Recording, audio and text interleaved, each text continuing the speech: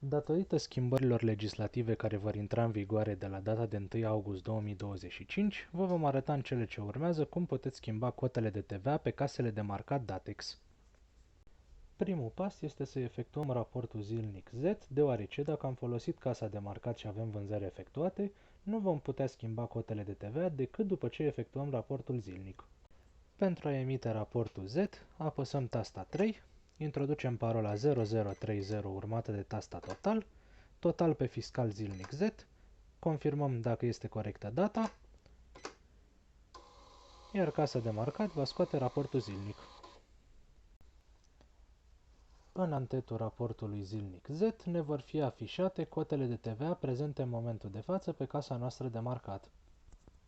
Apăsăm tasta ON până când casa de marcat intră din nou în meniul vânzări.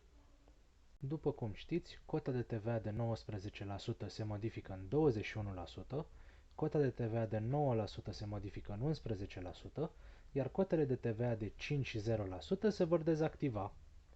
Următorul pas este să intrăm în programare, apăsând tasta 4, introducem parola 0030 urmată de tasta total, iar apoi vom apăsa tasta 5 pentru a intra în meniul cotelor de TVA. După cum vedeți, casa de marcat a afișat prima cotă de TVA, TVA A, apăsăm total având prompterul alb pe activ și vom modifica valoarea de 19% în 21 apăsând tastele 2 și 1, urmate de tasta total. Casa de marcat trece automat la cota B de TVA, apăsăm total având prompterul alb pe activ, ne va fi afișată valoarea de 9% pe care o vom modifica în 11 apăsând de 2 ori tasta 1, urmată de tasta total. Casa de marcat a trecut în mod automat la TVA C, care în cazul nostru este cel de 5% pe care îl vom dezactiva, apăsând săgeată jos, urmat de tasta total. De asemenea, casa a trecut automat la TVA D, cota de 0% în cazul nostru, pe care de asemenea o vom dezactiva apăsând săgeată jos, urmat de total. Restul cotelor de TVA prezente pe casa de marcat vor rămâne nemodificate, iar în consecință vom apăsa tasta ON până când casa de marcat va printa raportul cu noile cote modificate. După ce casa de marcat a scos bonul cu noile cote modificate, ne întreabă dacă dorim să salvăm, iar salvarea se face apăsând tasta total.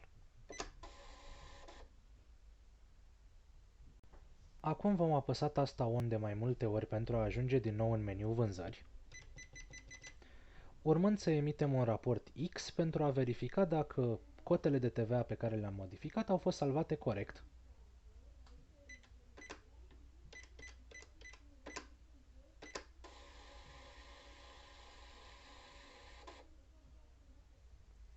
Verificăm în antetul X-ului dacă cotele de TVA pe care le-am modificat au fost salvate corect.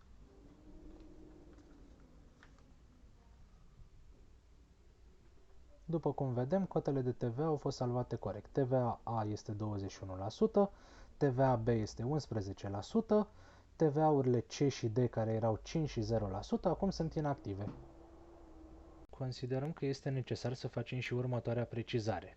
În cazul în care cotele de TVA de pe casa dumneavoastră de marcat au o altă ordine, acestea se vor schimba ca atare, adică unde găsim cota de 19% vom modifica în 21%, unde găsim cota de 9% o vom modifica în 11%, iar cotele de 5 și 0 le vom trece pe inactiv. De aceea este foarte important ca inițial să verificăm pe raportul Z pe care le emitem la ce poziții se află cotele noastre de TVA.